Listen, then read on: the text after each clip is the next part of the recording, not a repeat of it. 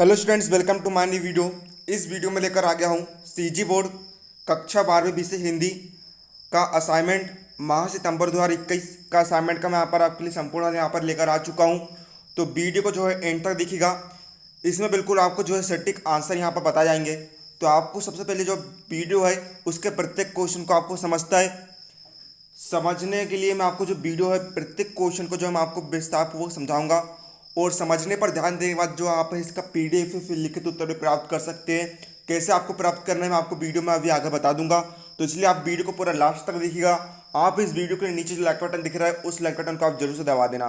साथ ही में अपने फ्रेंड के साथ इस वीडियो को अवश्य रूप से शेयर करना।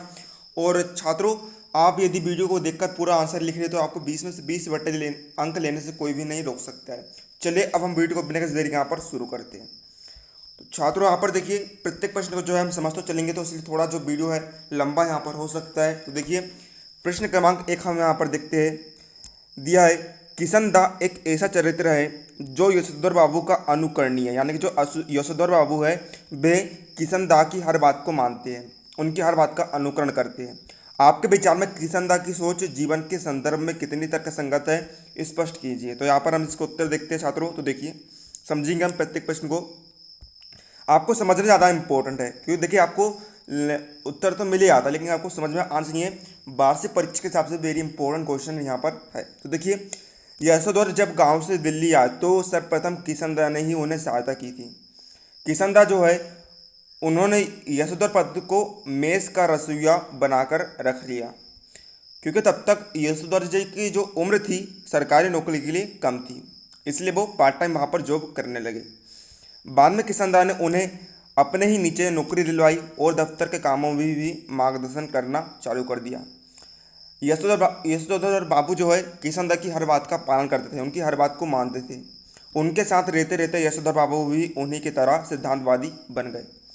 किशनदा और यशोधर बाबू दोनों का व्यक्तित्व जो है सराहनीय, प्रशंसा करने योग्य है। जीवन के संदर्भ में उनके विचार बहुत ही उत्तम है। लेकिन यहाँ पर एक बात यह आती है कि व्यक्ति जो होता है उसे अपने जो समय होता है उसके साथ बदलना आवश्यक होता है। लेकिन देखिए जो यशोधर बाबू होते थे हर बात मानते थे किशनदा की। अब उनकी हर बात मान रहे हो सकता है कुछ उनकी बात गलत भी हो किशनदा की, कुछ बात अच्छी भी हो, लेकिन है ना, ये सही नहीं है। व्यक्ति को जो है समय के साथ खुद को बदलते रहना चाहिए। अपने खुद की सोचने समझने की शक्ति उसके अंदर होनी चाहिए, सही या गलत वे पहचान सके। क्योंकि बदलाव जो होता है संसार का नियम होता है जिसका पालन जो है सभी को करना चाहिए। तो ये आपका यहाँ पर उत्तर हो जाता है। प्रश्न क्रमांक 2 हम यहाँ पर देखते। देखिए आपको यहाँ पर नीचे काव्यांश यानी कि पद्य दिए गए है, इसको पढ़ना है, समझना है और नीचे दिएगा आपको शब्द के उत्तर लिखना। तो देखिए यहाँ पर आपको काव्यांश दिया है, इसे पढ़ लेंगे, है ना। स्लेट पर या लाल खड़िया चाक मल दी हो किसी ने नील जल में किसी की गौर झील में मिल दे जैसे हिल रही हो और जादू टूटता है इस हुस्न का अब सूर्योदय हो रहा है। यहाँ पर जो सूर्योदय की यहाँ बात की जा रही है, तो यहाँ पर जो है अर्थ समझ सकते हैं आप, है ना। तो देखिए इसका हम का नाम प्रश्न देखते हैं कि ऊषा का दृश्य कैसा लग रहा है। खा नाम प्रश्न आपको दिया गया है कि ऊषा का जादू किस प्रकार टूटता है और नीला जल क्या है उसमें क्या हिल रहा है। तो देखिए इसके उत्तर हम देखेंगे। तो देखिए सही प्रश्न का उत्तर हम देख लेंगे। तो देखिए पहला आपको दिया था ऊषा का दृश्य किस प्रकार लग रहा है, तो इसका उत्तर हम देखते हैं। ऊषा का दृश्य जो है इस प्रकार लग रहा है कि भोर यानी कि सुबह के नीले आकाश पर ऊषा हम किसे कहेंगे, जो सुबह की जो लालिमा होती है, आपने देखा होगा बादल में जो है लाल लाल किरणें यहाँ पर बिखर जाती है, ऊषा की लालिमा पड़ रही है और वह ऐसा प्रतीत हो रही है मानो जैसे नीले पानी यानी कि नीले समुद्र नीले आकाश में किसी सुंदरी का गोरा झिलमिलाता शरीर यानी कि ऊषा जो है हिल रही हो, है ना। यहाँ पर नीले पानी का संदर्भ क्यों दिया गया है, नीले आकाश का संदर्भ दिया गया है। और सुंदरी का गोरा झिलमिलाता शरीर किसका संदर्भ है, यहाँ पर संदर्भ है उसका ऊषा से, ठीक है। अब खाना का प्रश्न आपको दिया रहे, खाना का प्रश्न आपको क्या दे दिया था कि ऊषा का जादू किस प्रकार टूटता है। तो इसका उत्तर हम देखते हैं। सूर्य उदय होते ही ऊषा का जो जादू है वह टूट जाता है, मतलब उसकी जो चमक होती है सब टूट जाती है, जो भी उसने भाप पर प्रभाव डाला था वह सब टूट जाता है। सूर्य का प्रकाश फैलने से ऊषा का हर क्षण परिवर्तित होने वाला रंग बिरंगा दृश्य दिखाई देना बंद हो जाता है ना। मतलब कि ऊषा यानी कि जो भोर का जो मतलब कि सुबह जो परिवर्तित होते रहता है ना, मतलब कि किस प्रकार में परिवर्तित होता है, तो भाई वहाँ पर उसको जादू है वह टूट जाता है। और सूर्य उदय होने से जो रंग बिरंगा दृश्य दिखाई देना जो है उसका बंद हो जाता है। अब तीसरा आपको दिया था कि नीला आकाश किससे कहा गया है, और उसमें क्या हिल रहा है, तो उसको उत्तर हम देखेंगे यहाँ पर। भोर कालीन आकाश को नीला जल कहा गया है ना। मतलब कि जो सुबह का जो आकाश होता है, जो सुबह के जो बादल होते हैं उन्हें यहाँ पर नीला जल कहा गया है। वे बहुत ज़्यादा नीले होते हैं, हाँ। कवि को ऐसा प्रतीत होता है कि जैसे उसमें किसी सुंदरी का गोरा झिलमिलाता शरीर हिल रहा है। ये पहले भाग का आंसर है और ये दूसरा भाग का यहाँ पर आंसर है। अब तीसरे क्वेश्चन हम यहाँ पर देखेंगे छात्रों, जीजे ने इंद्र सेना पर पानी फेंक के जाने को किस तरह सही ठहराया। अपने उत्तर के समर्थन में कोई तीन तर्क आपको यहाँ पर लिखना है। तो देखिए इसको उत्तर हम देखते हैं। देखिए तो छात्रों देखिए, जो जीजी है, जीजी के अनुसार इंद्र सेना पर पानी फेंका जाना इसलिए सही है क्योंकि यह पानी की बर्बादी नहीं है, बल्कि इंद्र भगवान को अर्घ यानी कि एडवांस देना है। जो हमने लिए है उसको पुनः यहाँ पर लौटा देना है, अर्घ मतलब, ठीक है। तो देखिए मतलब कि जो इंद्र भगवान होते हैं, इंद्र भगवान क्या देते हैं, हमें पानी देते हैं और हम उसी के बदले में यहाँ पर उन्होंने पानी जो है उनको फेंक दिया। वे कहती है कि मनुष्य को जो चीज़ पाना चाहता है पहले उसे देना पड़ता है। यदि कोई मनुष्य है उसे किसी चीज़ का अट्रैक्शन है, वह उसे पाना चाहता है, तो सबसे पहले उसे वहाँ पर ध्यान भी देना पड़ेगा, तभी उसे कुछ ना कुछ इन्वेस्ट करना पड़ेगा, तब वहाँ पर उससे जो है चीज़ वहाँ पर प्राप्त होगी। इस कारण जो है दान को सबसे बड़ा माना गया है। दूसरे के कल्याण के लिए दिया गया दान ही फल देता है ना। और सच्चा त्याग तभी कहलाता है, जैसे कि कोई व्यक्ति जो त्याग करता है तो त्याग तभी कहलाएगा जबकि जो जो वस्तु उसके पास है वह क्या हो, कीमती हो, अनमोल हो, है ना, अधिक मात्रा में ना हो, बहुत ही कम मात्रा में हो, कीमती हो, तभी हम उसे त्याग कहेंगे। जैसे देखिए कोई व्यक्ति जो है उसके पास बहुत सारा धन है, अब वो धन को थोड़ा सा धन का त्याग कर देगा तो उसे क्या मतलब हो त्याग का। तो यहाँ पर यह कहने का तात्पर्य है, इसे ही सही अर्थों में दान माना गया है। अब किसी व्यक्ति के पास जो है थोड़ा सा सोना है, थोड़ा सा पृथ्वी भर का सोना उसके लिए बहुत कीमती है, तो वो त्याग करेगा, वो भाई उसका जो दान है वह कीमती यहाँ पर माना जाएगा।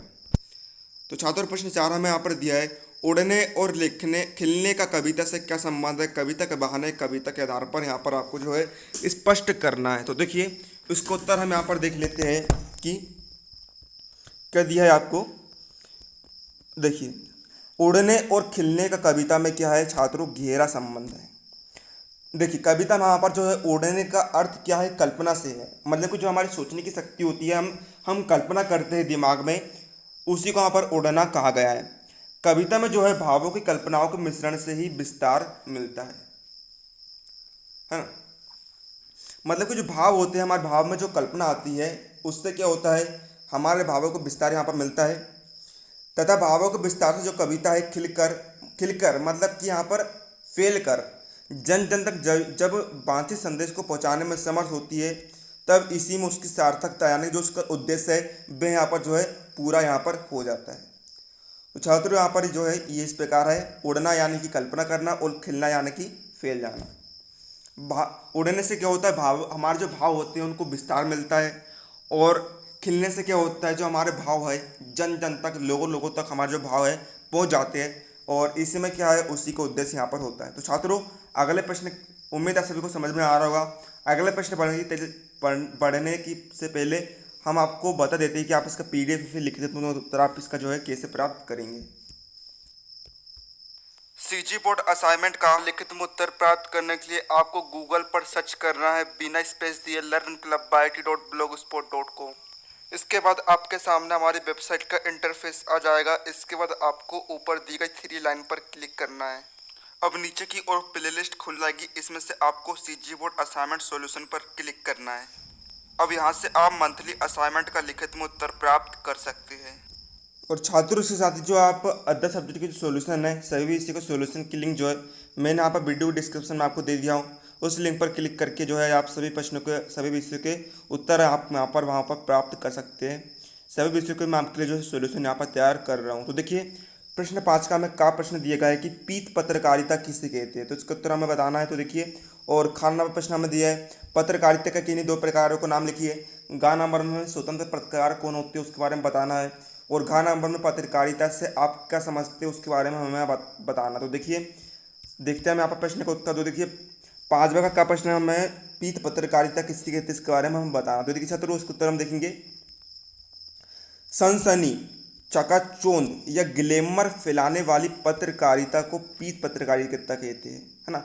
जैसे कोई कोई सनसनी न्यूज़ आई, कोई चकाचौंध खबर आई जिसको पढ़कर जो है हम एकदम चौंक जाएंगे, और ग्लैमरस खबर यानी जो ट्रेंडिंग टॉपिक होते हैं उन्हीं को हम क्या कहते हैं छात्रों, पीत पत्रकारिता कहते हैं। इसकी जो है बहुत ज़्यादा यहाँ पर डिमांड होती है, जो इसकी पूर्ति करेगा वह जो है छा जाएगा। खा नंबर में हमें यहाँ पर जो है पत्रकारिता का दो प्रकार के बारे में बताना। तो देखिए पत्रकारिता के दो प्रकार है। नंबर एक बाच डाक पत्रकारिता, नंबर दूसरा फोटो पत्रकारिता। कोई भी दो प्रकार हमें यहाँ पर लिखना है। नंबर तीसरे में हमें दिया है, नंबर तीसरे में हमें स्वतंत्र पत्रकार कौन होते हैं उसके बारे में बताना। तो देखिए जो स्वतंत्र पत्रकार होते हैं, नाम से आपको स्पष्ट हो रहा होगा, ये जो पत्रकार होते हैं किसी विशेष समाचार पत्र या संगठन के वेतनभोगी नहीं होते, है ना। कई सारी देखिए जो एजेंसी होती है उसमें जो है काम नहीं करते। वे काम कैसे करते, जैसे कि देखिए अलग अलग कंपनी के साथ काम करते हैं, अलग अलग एजेंसी के साथ काम करते हैं, जहाँ पर उन्हें जहाँ ज़्यादा पैसा मिलेगा वे वहाँ पर काम करेंगे, है ना। उनका अलग रेट होता है, ठीक है। कभी किसी समाचार पत्र के साथ काम कर लिया, कभी किसी एजेंसी के साथ काम कर लिया, कभी किसी और एजेंसी के साथ भी जो है काम कर लेते हैं, किसी एक के लिए भी काम नहीं करते।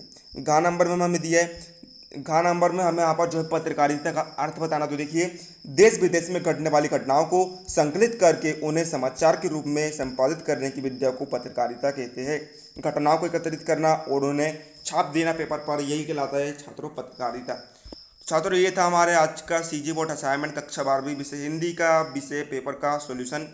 तो उम्मीद है आपको वीडियो हेल्पफुल लगा, तो वीडियो को लाइक कर देना, चैनल पर नया चैनल सब्सक्राइब कर लेना। मिलते हैं अगले किसी नए वीडियो में, तब तक के लिए जय हिंद जय भारत।